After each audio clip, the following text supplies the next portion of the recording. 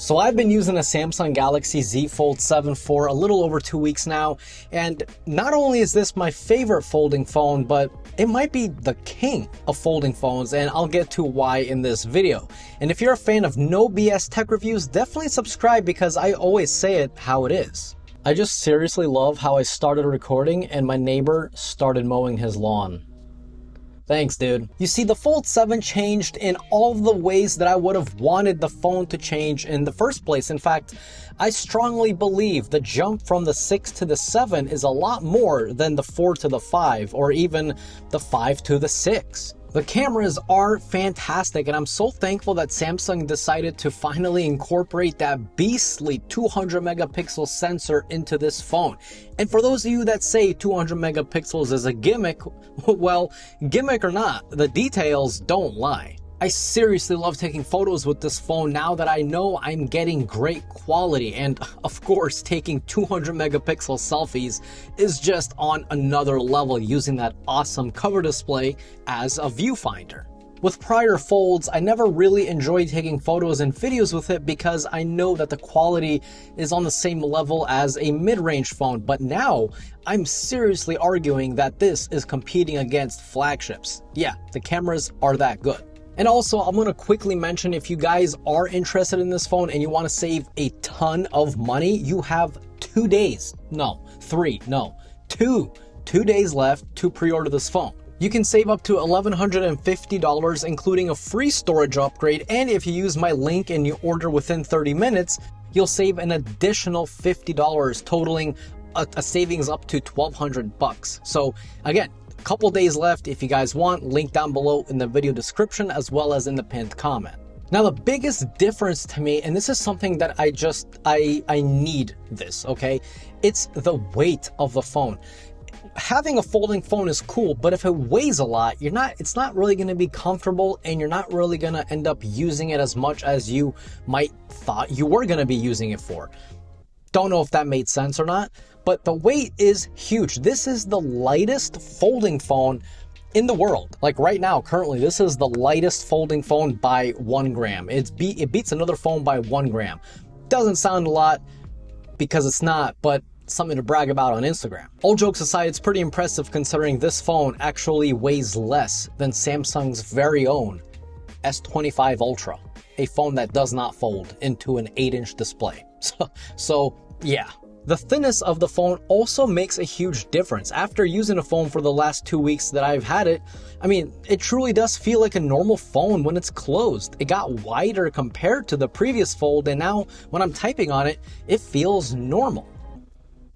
Dude, this guy is just going in circles. There's just something so awesome about using this phone like this, like a normal phone. And then when you get on the couch or right before you go to bed, you want to watch some YouTube. Maybe you're watching Mark's Tech on YouTube. If you're not, you should subscribe to that guy. He's really awesome. Mark's Tech, that's his name.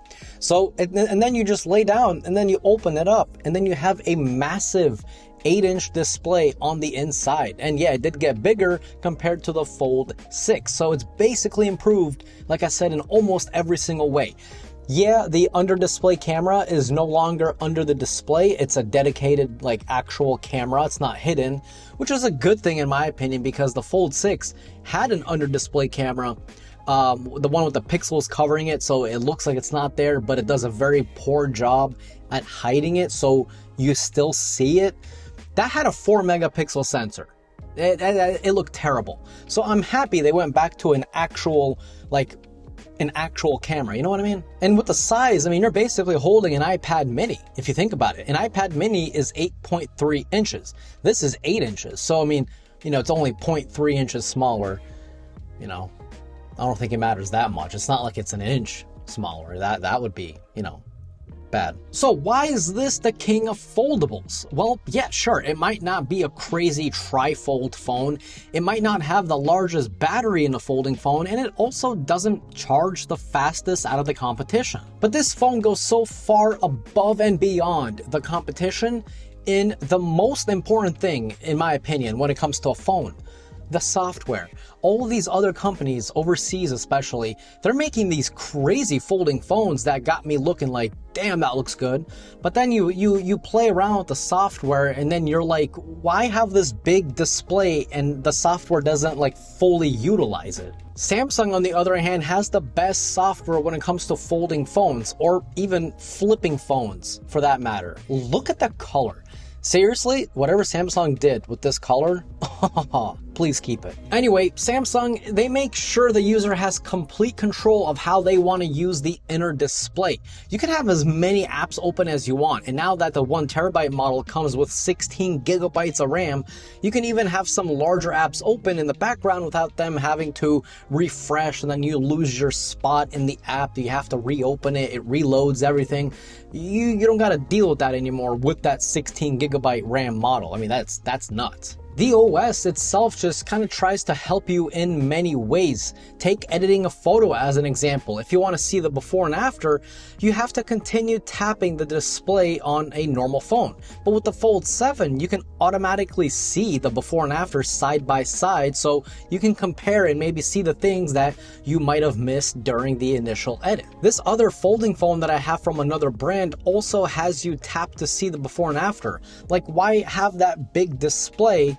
You can clearly fit two photos side by side, so why not do that? That's what I mean. Samsung software, it just makes sense. It's almost like it's common sense. You almost expect it to work the way it does because of how well it does. Nope. I just confused myself. The Now bar is also new to the Flip and Fold 7, and this is also helpful. It can show you recaps of your day, how well you've slept if you have a Galaxy Watch on, and it's just nice to see, especially if you have a calendar event coming up. You know, you're going to bed, you know, you click the Now bar, boom, it'll give you a recap of like, oh, hey, tomorrow you're gonna have this coming up, or here's the rain for tomorrow. Or if you wake up in the morning and you click the Now bar, you'll see the weather for the next couple hours into later on in the day. Again, you'll see those calendar invites and all that stuff. It's kind of like your own personal little AI assistant. Now, as far as the speakers go, I have zero complaints about this. They sound great, the volume goes high, and they do not distort at high volume. Now, another thing I'm super happy about is the performance, but I'm not talking about like how well or how fast apps open, and or even gaming for that matter, because of course it's going to be great. This is rocking the Snapdragon 8 Elite made for Galaxy. It's going to be an absolute monster, as we've already seen with the S25 Ultra. Or just the S25 series in general. So we already know that chip is good, but what I love is another type of performance. It's the efficiency in terms of heat and battery life. This phone did not get hot on me once, even when I went hiking yesterday in 97-degree weather. It's brutal. It was bad. The best part about hiking is when you're on your way back and you see your car in the distance. That's the goal. But anyway, the phone didn't get hot despite me taking a ton of photos and videos. And my iPhone, on the other hand, as you guys know, I always carry an iPhone and my Android phone of choice with me at all times. I have two SIM cards, two numbers. They're both connected, right? My iPhone, on the other hand, loves to cook. And not in a good way, in a bad way. It's very bad. It just gets hot like all the time. And as far as battery life goes, yeah, easily an all-day phone. You don't got to worry about the phone dying halfway through the day. You don't got to worry about charging it up halfway through the day like you did with maybe some of the older folding phones or older folds from Samsung specifically. With this phone, I'm ending my days on average 30-35% of battery life remaining, which can easily last me into the next day. Not far into the next day, but at least into the morning of the next day. Now that is pretty darn good. And that's the type of performance I care about, because let's be honest with each other, okay? No matter which phone brand you love, specifically from the Android side, if you have the Snapdragon 8 Elite chip in your Android phone, it's gonna be amazing. If you have the Snapdragon 8 Gen 3, it's still gonna be amazing. Like, you can have a couple or 3-4-year-old Android phone that still runs amazing. Performance has already been solved.